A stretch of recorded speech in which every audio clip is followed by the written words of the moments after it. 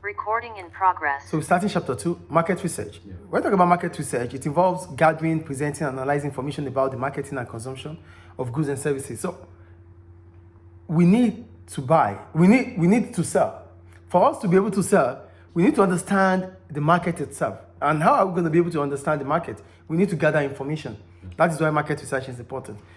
When we gather this information, we need to present them. We need to analyze them, like presenting them to the managers, to the directors. These are the information we've gotten. So they now analyze, they check the benefits or the setbacks that this information will bring before they take decision, before they make decision. That is what marketing is about. So here they said, let's spend more money on market research because it helps to reduce the risk of failure. Products that are well researched are more likely to be successful. Market research data can be used for the following specific purposes.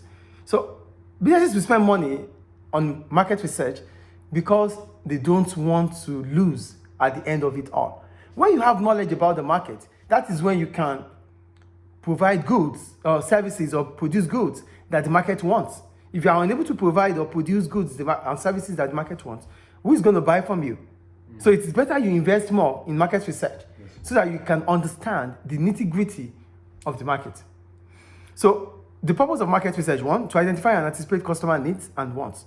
Businesses will benefit if they can clarify the specific needs and wants of consumers in order to design products that are likely to sell.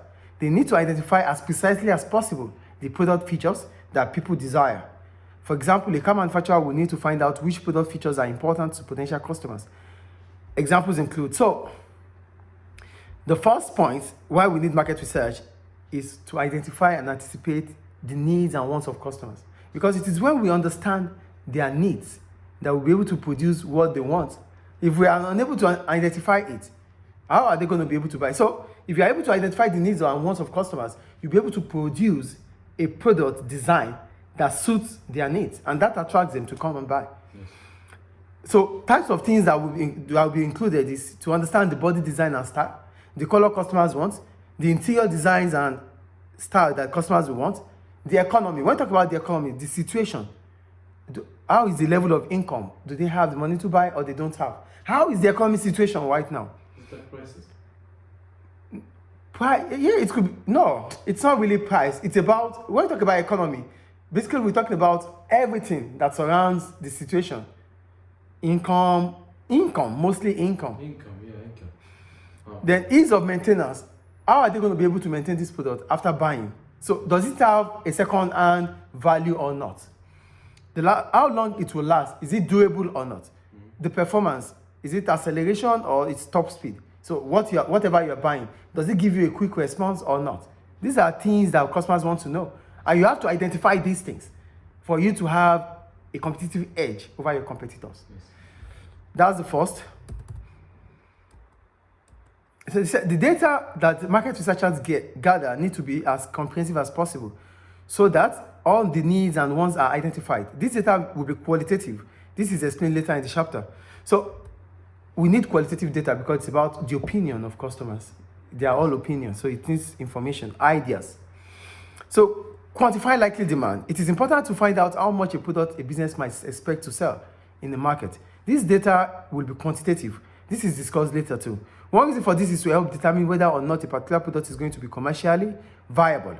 If market research finds that demand is inadequate, a business might cancel the launch of a product. This could save the business a lot of money. This is one of the reasons why business carry out research. Assuming that demand is adequate, a business will need to know how much it should produce. Once demand has been quantified, a business can plan production of the product. This means that it can start to organize the resources that will be needed for production and draw up production schedules. For example, it might need to recruit more staff to work in the factory and work with different departments to ensure that the necessary resources can be acquired. So for identifying and anticipating customer needs, you need you need both quantitative and qualitative data. Yes. Why do you need qualitative data? You need qualitative data to understand the mindset of customers. You need quantitative data to understand the numbers needed to produce in the market. So if the numbers, based on your research, you are able to estimate that the numbers to be sold is going to increase, then that allows you to plan ahead. Maybe you're going to need more workers, maybe you're going to need more equipment. So both quantity and qualitative data are important in market research because it allows us to be able to produce based on the quantity needed by the customers and the quality that customers are expecting from us. So that's the first reason or purpose of market research, identifying the needs and anticipating the needs and wants of customers. I think it's clear. So we go to gaining insights now.